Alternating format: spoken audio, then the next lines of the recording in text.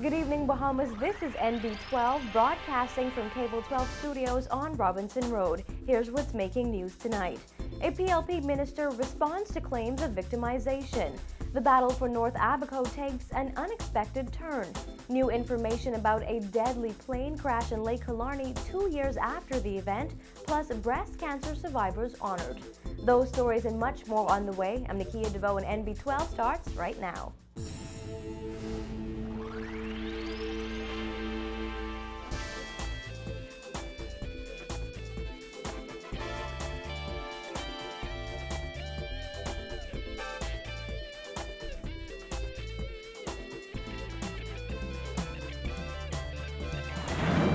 For joining us here at NB12. While the F&M is standing by its claims of victimization of its supporters by the PLP since it returned to office, at least one member of cabinet is refuting those claims. As Paige McCartney tells us, Minister of Agriculture V. Alfred Gray says the claims made against him and his ministry this week are not true.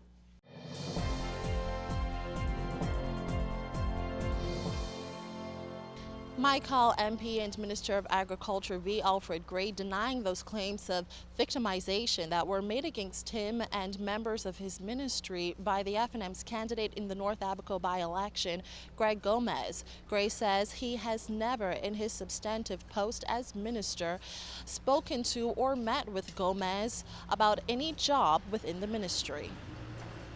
Gray, who is also the minister responsible for local government, was referring to an NB12 interview conducted with Gomez earlier this week in which the F&M candidate claimed that he was victimized by the PLP government after the May 7th general election. Gomez said after going through training to be an island administrator, he was sent to the Department of Local Government to be given a letter of appointment. When that never happened, he made an appointment to meet with the minister. However, he claimed he was refused the opportunity to speak with Gray or his permanent secretary. Gomez claimed it was ultimately the undersecretary in the Department of Local Government, Mrs. Renee Glinton, who told him that he would not be given the job because he was red.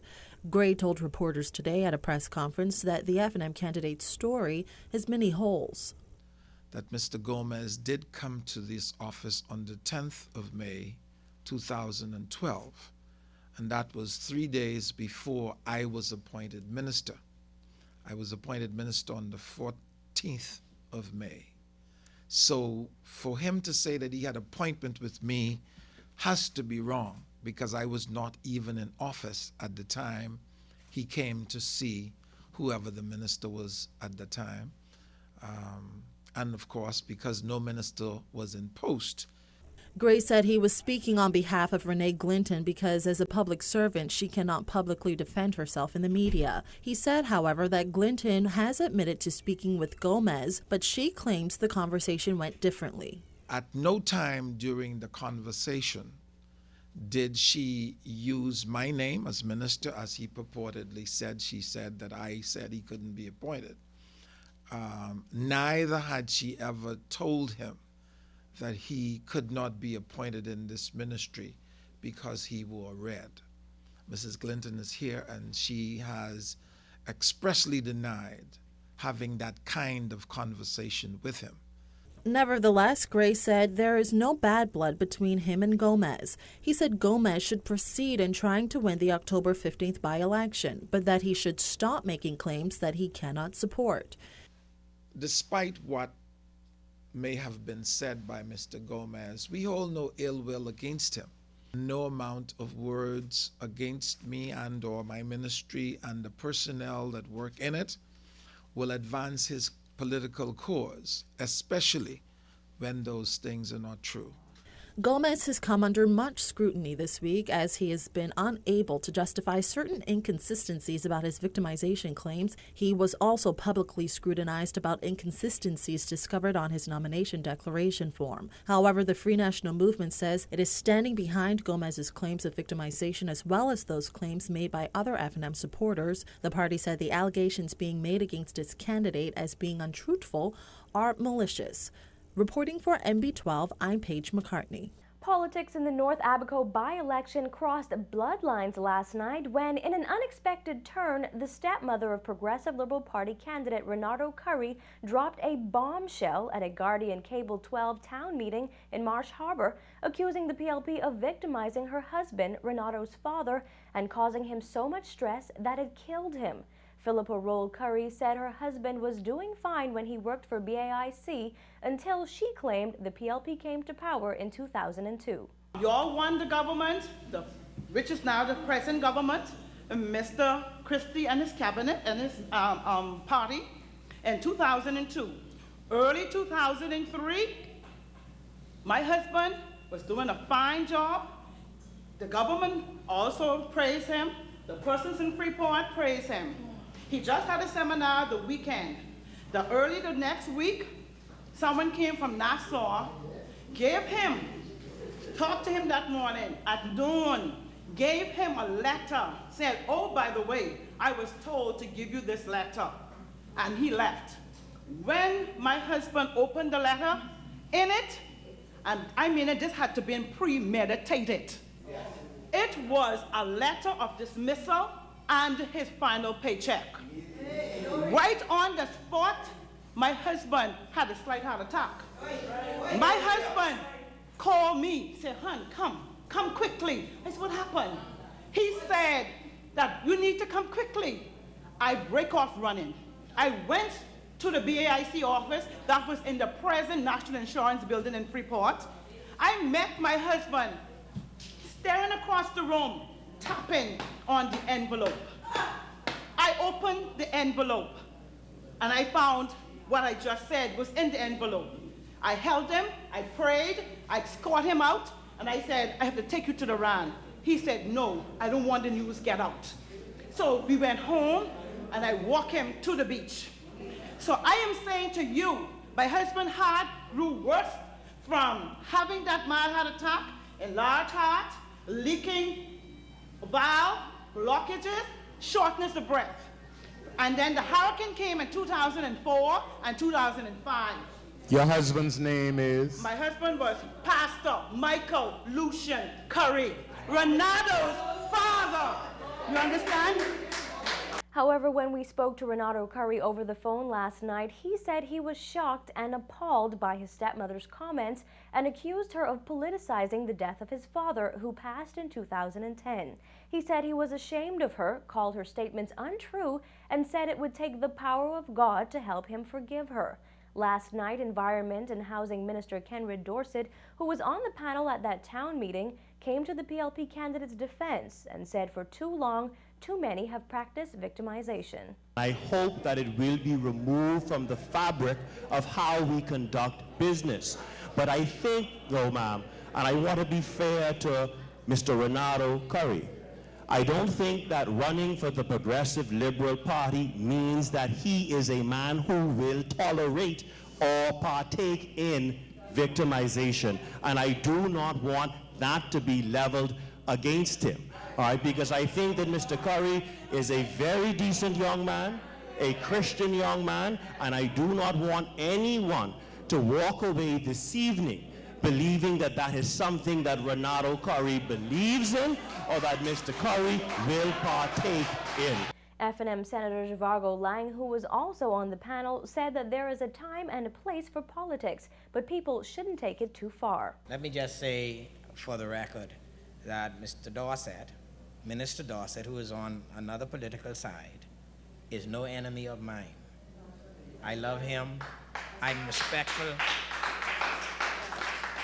I thought he represented himself very well tonight, and so forth. So there are no enemies. There are no enemies here. We are political opponents, but we will leave that at the debating table. Okay? And so I wish that all of us will come to understand that differences in thoughts are not differences in person. That there's no level of hatred or anger that had to be extended to anyone because of a difference of view. And I believe that if we can do that, our democracy can flourish, and we can all, at the end of the day, continue to be Bahamians that love this country, crack conk, stew conk, conch salad, and all. The Guardian Radio Cable 12 Abaco Town meeting will air again 1 week from tonight. It's been 2 years since a charter flight heading to San Salvador plunged into Lake Killarney, ultimately killing all 8 passengers and the pilot. The journey has been a trying one for family members of the crash victims. This as investigators reveal new details about that ill-fated flight. Christina McNeil has the details in this report. New details coming out about the tragic plane crash that killed 9 men on October 5, 2010. 2 years later, the Department of Civil Aviation is still struggling to implement recommendations in the aftermath of that plane crash into Lake Killarney. Airworthiness Inspector in the Flight Standard Inspectorate, Dion Demerit, tells MB12 that the 18-month investigation into what caused the Cessna to take a deadly ditch revealed a reported flaw in an engine cylinder. According to Demerit, that cylinder, manufactured by Engine Components Inc., or ECI, had developed a crack after being overhauled, a crack that may have triggered the chain of events that caused the plane to tumble out of the sky. It's a common problem that ECI was aware of with overhaul cylinders, that sometimes it has a localized heating in one particular area that results in it cracking in that area.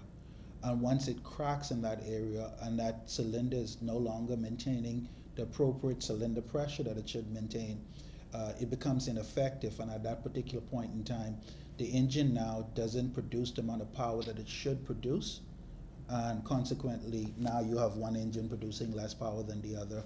Demerit says officials from the Bahamas Flight Standard Inspectorate, ECI, the National Transportation Safety Board, and the Federal Aviation Administration were all privy to the findings of the investigation. Now the NTSB may be taking its concerns regarding the reportedly faulty cylinders to the FAA. Early on in the investigation, once we had established that it was an ECI cylinder involved with the accident, the NTSB had already begun to take a look at these cylinders more closely installed on Teledyne Continental engines. And as a result of that, this particular accident pushed them above their critical number. And as a result of it, they are now pursuing with the FAA to have the FAA potentially put out an airworthiness directive that mandates people to take certain actions in this particular instance. It was on the afternoon of October 5, 2010, that 9 men, including the pilot, boarded a plane headed for San Salvador. The flight never made it, killing everyone on board just minutes into the flight. About a year after the tragedy, the accident report was made public, revealing the details of the accident and making recommendations to prevent other fatal air incidents. However, according to Demerit, the majority of the 15 recommendations have not been adopted. He explains why. Unfortunately, we have not yet received the new employees. We have done all of the interviews. We have identified individuals that we would like to take and see put in place. Mr. Hanna, a private operator, was doing a number of flights, and our oversight responsibility as the flight standards for a private operator is significantly different than a commercial operator. And so in many instances, what we were suggesting is a closer look at a private operator that is outside the bounds of the regulations that are currently in place. So a lot of that can't be put in place until, first of all, the regulations have been adjusted to allow for those types of actions to be taken. There are currently 4 operations inspectors and 3 airworthiness inspectors stationed in New Providence for the entire Bahamas. He says the recommendations call for 2 additional operations inspectors and 3 to 4 additional airworthiness inspectors. Overall, Demerit says the aviation has learned a lot from this plane crash. However, unfortunately, he says sometimes the aviation industry makes changes and regulations after tragedy has already struck. There are things that we need to take and pay closer attention to in the case of the combination of the ECI cylinder and the Teledyne Continental engine. In the case of persons being more cautious as to where they actually go to have their engines overhauled. So yes, we have learned from it, and I'm sure we will continue to learn from incidents like this. But at the end of the day, because of the way how aviation is structured, it's always so difficult for us to identify where the potential hazards are. Meanwhile, the families of those lost in the fatal crash continue to remember the fallen 9. Nelson Hanna, LeVard Curtis, Chet Johnson, Devin Storr, Clarence Nathaniel Williams, Corey Farquharson, Roderick Taylor, Junior Lubin, and Sasha Mildor. Reporting for NB12, I'm Christina McNeil.